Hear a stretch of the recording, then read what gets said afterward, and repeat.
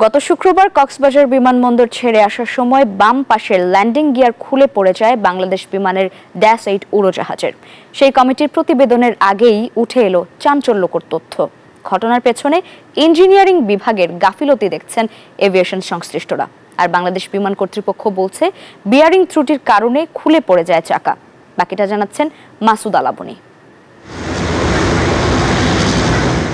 শুক্রবার দুপুরে ৭১ যাত্রী নিয়ে বিমান বাংলাদেশ এয়ারলাইন্সের BG 436 ফ্লাইটটি উড্ডয়নের পর পেছনের বাঁ পাশের একটি চাকা খুলে পড়ে যায়। পরে ফ্লাইটটি ঢাকায় হযরত শাহজালাল আন্তর্জাতিক বিমানবন্দরে নিরাপদে জরুরি অবতরণ করে। এ ঘটনার পর প্রশ্ন উঠেছে বিমানের নিরাপত্তা ও মেইনটেনেন্স নিয়ে।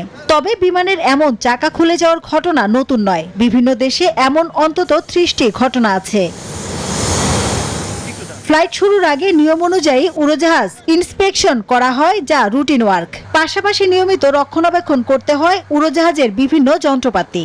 ফ্লাইট করার জন্য যথোপযুক্ত মনে করছে এবং সেই পরিপ্রেক্ষিতে আমরা বলতেই পারি যে এটা মেইনটেনেন্স টিমের অত্যন্ত বড় গাফিলতি হয়েছে, না হলে এই ধরনের ঘটনা ঘটার কথা নয় আর কি। কারণ সিভিল এভিয়েশন অথরিটির পারমিশন ছাড়া কোনো এয়ারক্রাফটই কোনো রুটে চলতে পারে না, যার ফলে যে অভিযোগটা তোলা হচ্ছে যে এটির মেইনটেনেন্স হয়নি, এটি হওয়ার কোনো সুযোগ নেই। গণমাধ্যমে প্রকাশিত বিভিন্ন রিপোর্ট বলছে গত ১.৫ বছর ধরে এই ফ্লাইটের ল্যান্ডিং গিয়ার রক্ষণাবেক্ষণ করা হয়নি, যে কারণে ল্যান্ডিং গিয়ারে থাকা গ্রিস শুকিয়ে যাওয়ায় উড়োজাহাজ উড্ডয়নের সময় খুলে পড়ে চাকা। বিমান বাংলাদেশের বিভিন্ন সূত্র থেকে জানা গেছে ম্যানুফ্যাকচারার কোম্পানির নির্দেশনা অনুযায়ী ল্যান্ডিং গিয়ার মেইনটেনেন্স করার কথা নিয়মিত, কিন্তু সেটি করা হয়নি। এটাকে ফিট ফর ফ্লাই ঘোষণা করেছে এবং সেই অনুযায়ী ফ্লাইটটা ওখান থেকে নর্মাল টেক অফও করেছে। এরপরে এসে এই ঘটনা কেন ঘটলো এই তদন্ত কমিটি সেটা বলবে। জিরো টলারেন্স দেখানো উচিত এবং কর্তৃপক্ষের উচিত দায়ী ব্যক্তি যারা আছে তাদেরকে তাদেরকে শাস্তির আওতায় আনা।